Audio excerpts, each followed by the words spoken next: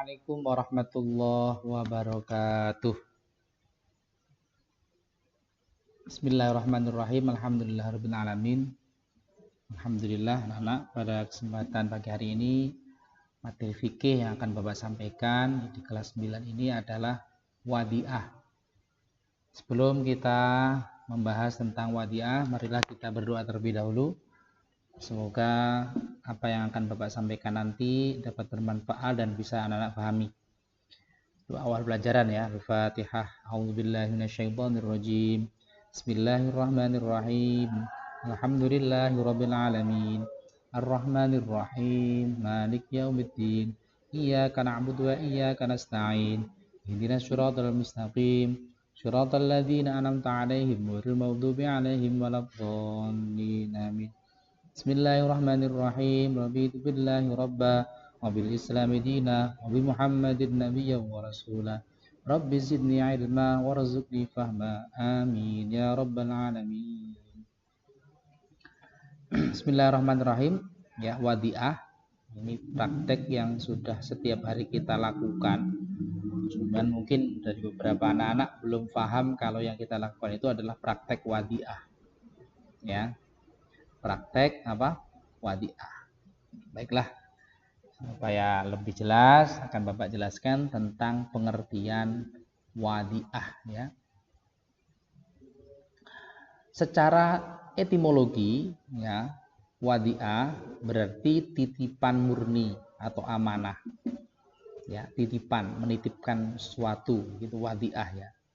Wadi'ah bermakna amanah. Wadi'ah dikatakan bermakna amanah karena Allah menyebut wadi'ah dengan kata amanah di beberapa ayat Al-Quran. Kalau secara terminologi, menurut ya istilah, beberapa ulama mendefinisikan. Yang pertama, ulama Hanafiyah memberikan wewenang kepada orang lain untuk menjaga haknya. Itu simple ya, menurut Imam Hanafi, wadi'ah itu memberikan wewenang kepada orang lain untuk menjaganya.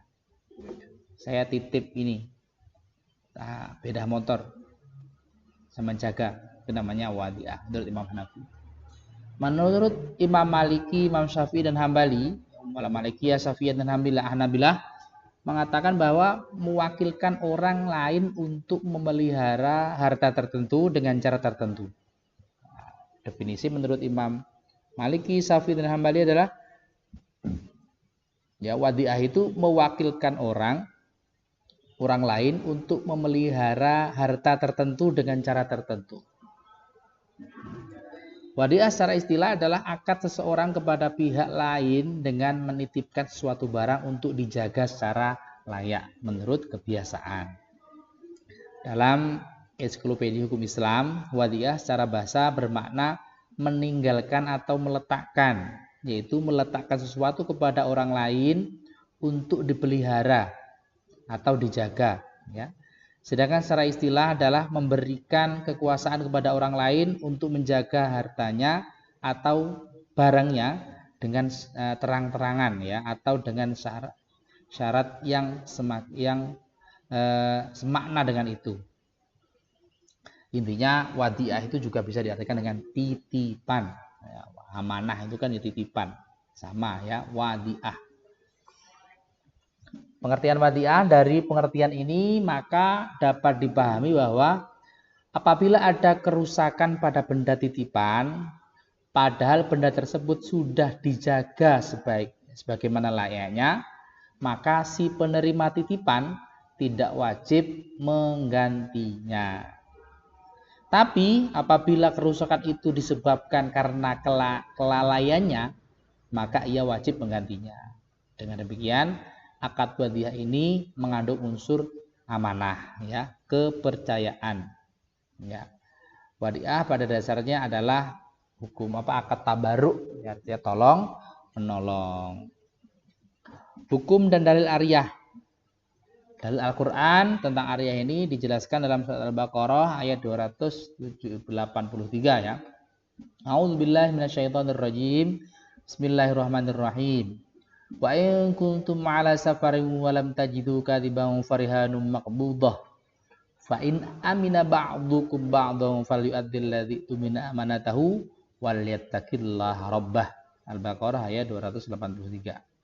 Artinya, jika kamu dalam perjalanan dan bermuamalah tidak secara tunai, ya, sedang kamu tidak memperoleh orang penulis, maka hendaknya ada barang tanggungan yang dipegang oleh yang berpiutang.